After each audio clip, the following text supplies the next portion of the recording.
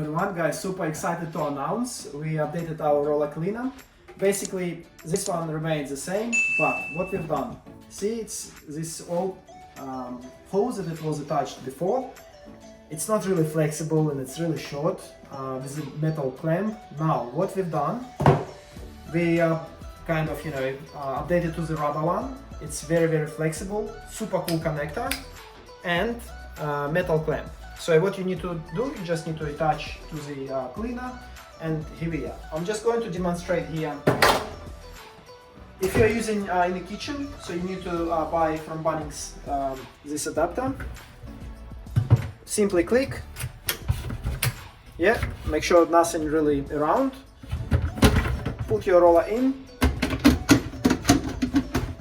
ready to go.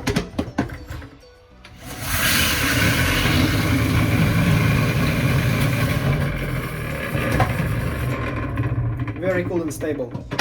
Thank you everyone. Cheers guys.